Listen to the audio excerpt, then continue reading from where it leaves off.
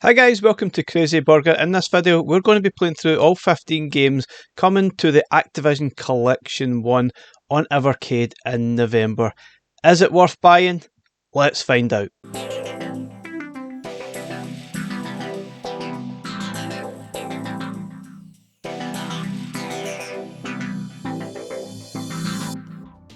Okay, so finally we have the Activision Collection coming to Evercade in November. This one certainly has been a long time in coming. It's got 15 games on it. Probably I would have liked to have seen a little bit more, and yeah, there is a few games missing, and I'm pretty sure we will see more collections from Activision next year. We've got 15 games and we're going to play through all of them. I'll give you my first impression. Some of these games are very simple and yes, and very, very old. And some of the games are actually surprisingly quite in-depth. So I probably won't do some of the games complete justice, but I'll try my best to play through them as best I can, explain as we go. Anyway guys, without further ado, let's jump into those games. So first up, we're starting with Beamrider, and this is certainly one of the better games on the collection, probably one of the more recognisable titles as well. And it's simple enough. It's basically a grid and aliens are trying to attack Earth, I think, and it's your job to try and stop them with the various sort of grid points you can see there. This one's actually really good fun and quite unique in the style of this sort of Space Invaders style game, which was obviously quite common back in the day for obvious reasons, and I quite enjoyed playing it. Again, like a lot of the games in this collection, they are quite simple, can be very repetitive, but there's something addictive about this game that's really enjoyable and will probably keep you coming back. Certainly one of Activision's better games on this collection.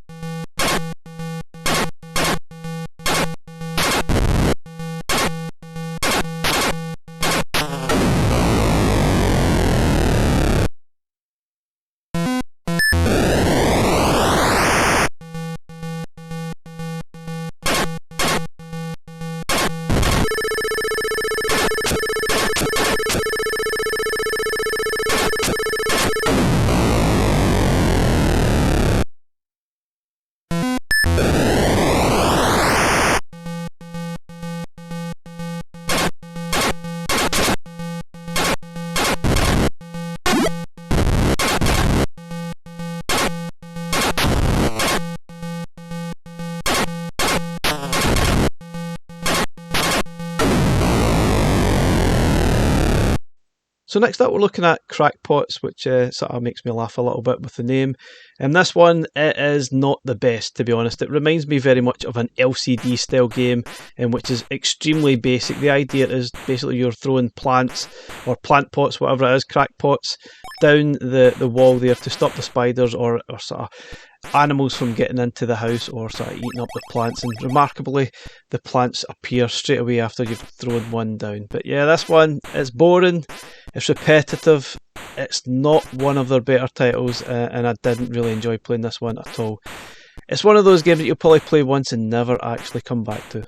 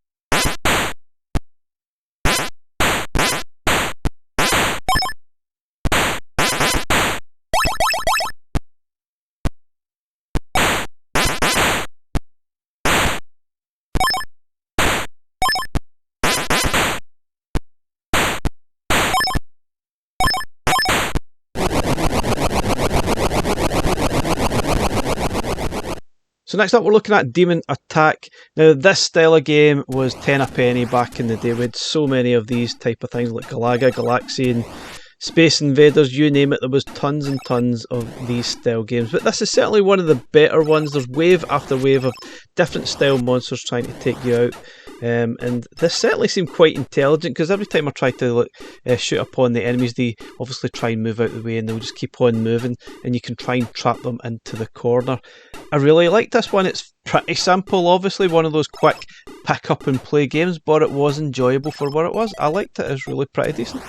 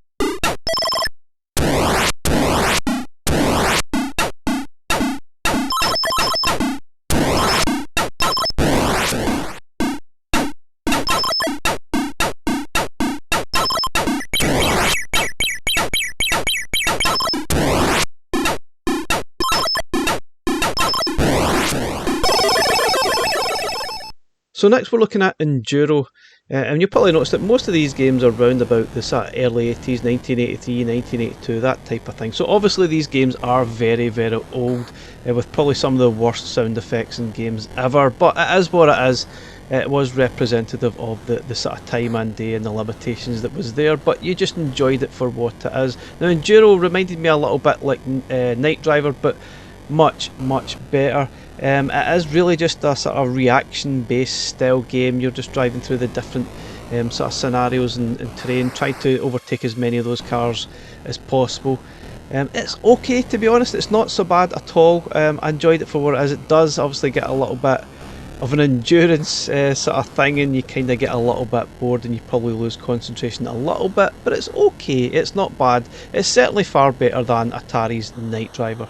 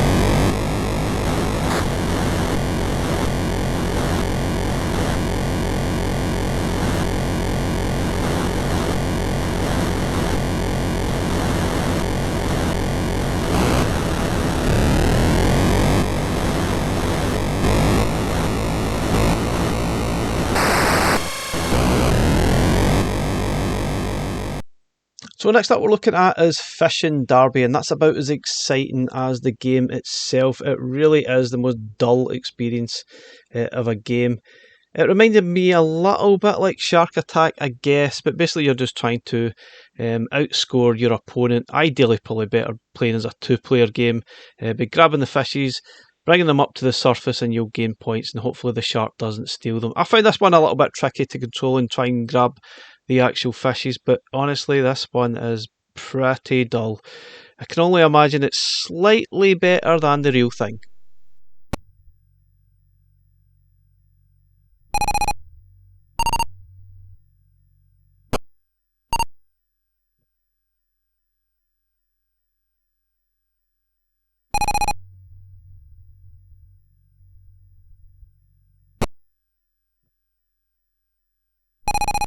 Okay, so this is probably one of those games I'd rather wasn't on the collection. I'm not sure why they included it. Perhaps it's really just part of Activision's history on the Atari 2600. This is Freeway, and basically you're a chicken trying to cross the road, and all you get is a point, and that's it. That's as basic and simple as it is. You're just avoiding the traffic. You hit the traffic, you get moved back a sort of space, unless you're playing on a different difficulty setting where you get moved back to the start.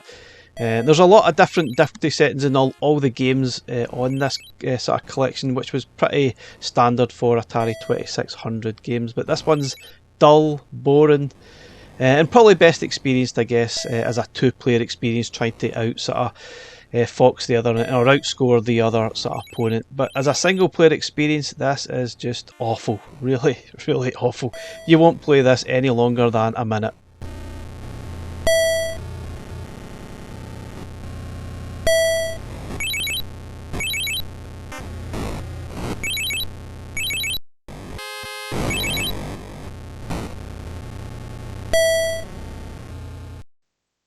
So now we're looking at Grand Prix, and this is a very basic example of a racing game from Activision. It's basically a time travel game. You're just avoiding the other sort of opponents on the single track. Basically, there's no bends on it at all. It's just a sort of point A to B in as quick as possible time as you can, avoiding all the other cars and sometimes oil spills and other things on the track. This one's okay. It's not bad. It's probably going to be one of those sort of time trial games you might want to sort of have a high score challenge with some of your friends, I guess, or some of the Evercade community. But after a little while it gets a bit dull, and yeah, it does get pretty boring pretty quickly.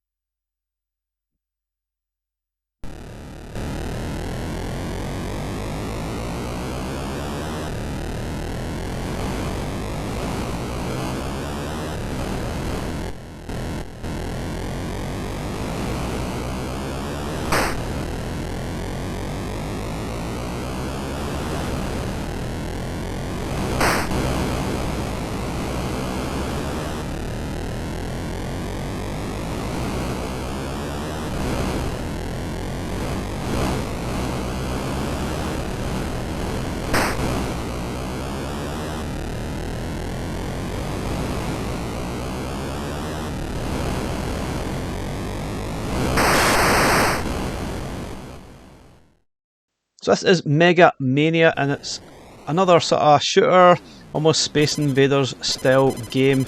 I like how they've sort of stole the sort of hero style graphics at the bottom there, or maybe Hero stole the graphics from this. But anyway, you're basically trying to take out all the various different enemies and different waves going across the screen, and they're slowly coming down towards you, pretty much like Space Invaders. And I love how the sort of firepower seems to swerve as you move the sort of spaceship. It is pretty strange and a bit trippy, I guess, when you're actually playing it, but I quite enjoyed it. It is quite difficult for what it is, but it's a really decent game, and certainly one of the better games, in my opinion anyway, on this collection. Not amazing, but it was still pretty good fun to play.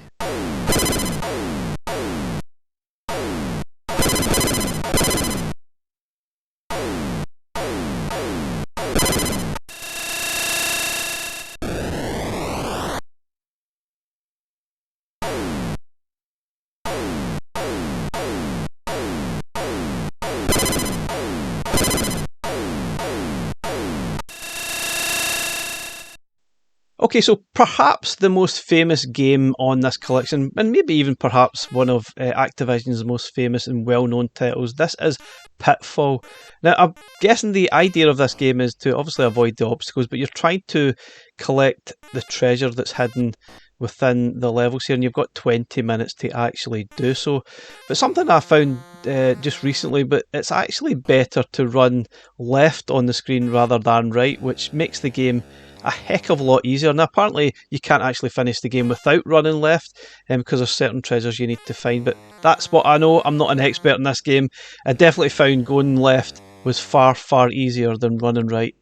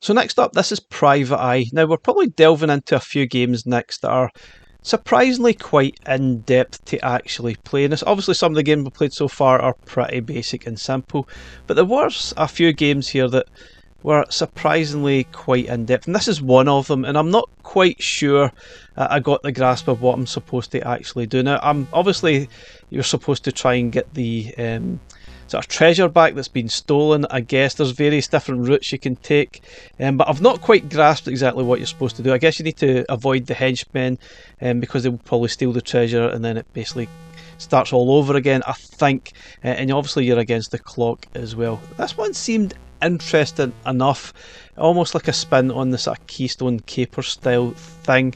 But I'd like to play this one more. This one I definitely need to understand a little bit better before I can give a full opinion, but it seemed interesting enough and surprisingly a nice bit of depth, which is definitely needed on this collection for sure.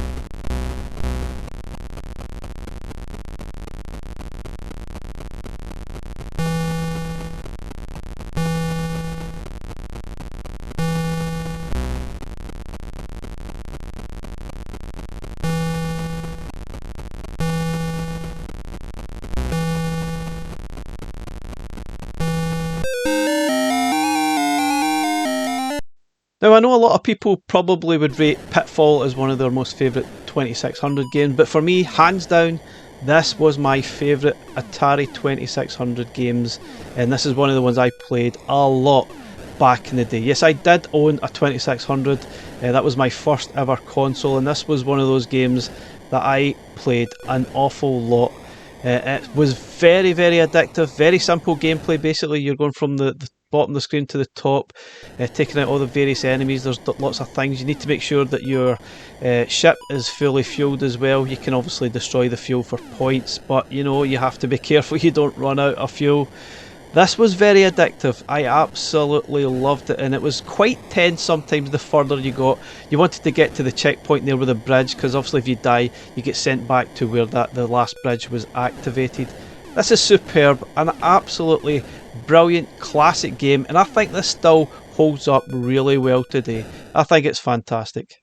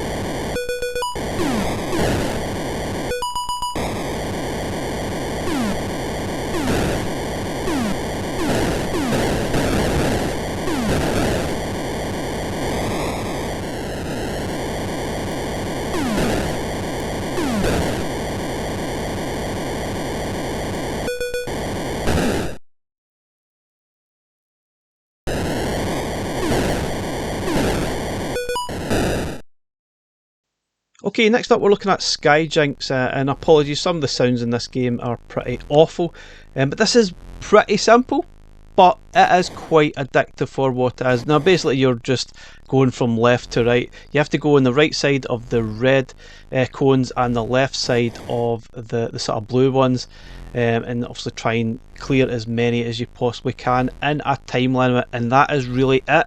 And there's various different difficulty settings as usual. But that's it. It's very, very basic, but I quite enjoyed it for what it is. It was quite basic, but it was still quite enjoyable. Realistically, you are just going from left to right, and yeah, it does sound a little bit boring, but I found something quite enjoyable about actually playing it, which actually surprised me. It doesn't sound great, doesn't really look amazing, but it was still reasonably fun to play.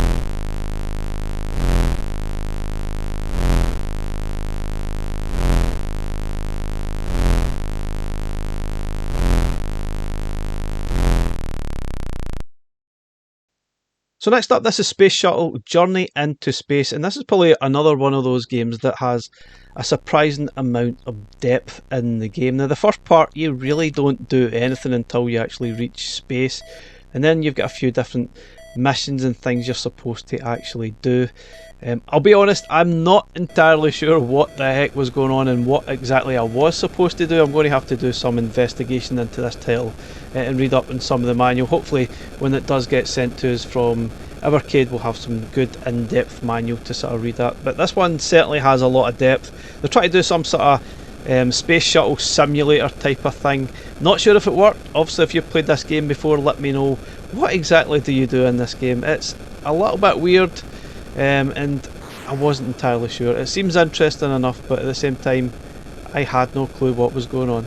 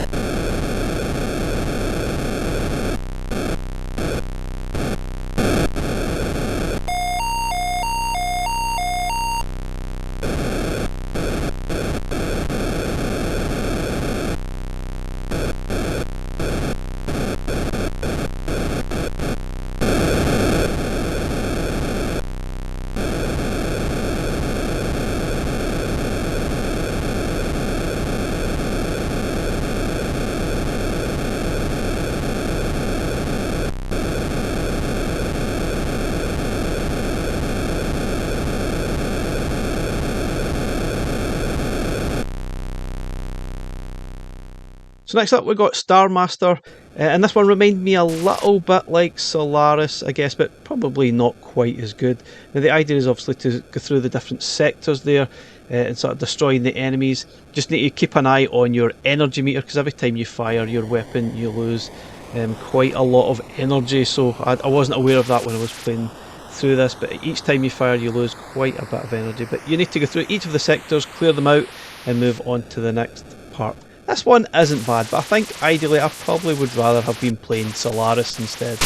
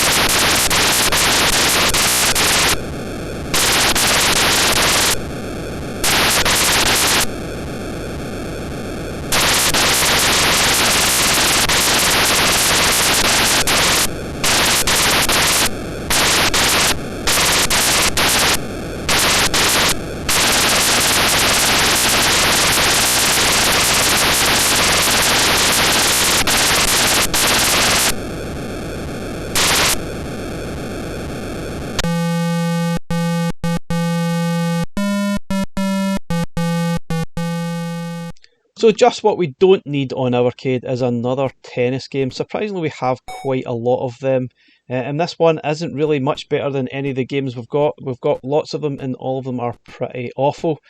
There might be one in there that might be decent, like Ultimate Tennis I think was alright, but it's alright, it's just very limited. You don't have an awful lot of different style of moves that you can do. It's as basic as it sounds. It might be more fun playing as a two-player game, but it's aged pretty badly I think.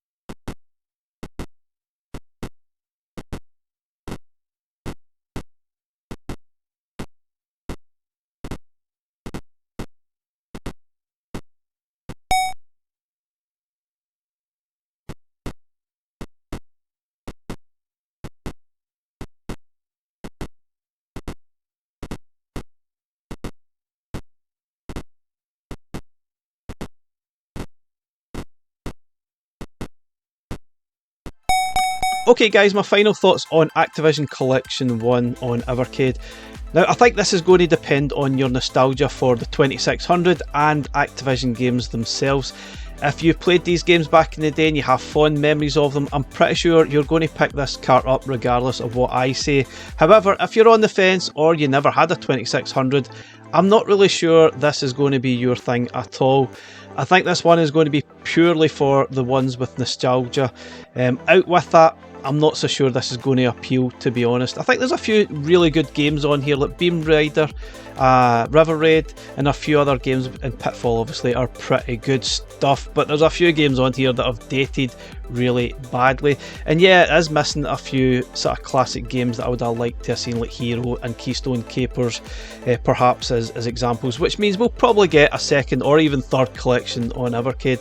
So guys, that's it, that's my opinion. Let me know your thoughts. Are you going to pick this up when it gets released in November? Thanks for watching, bye for now.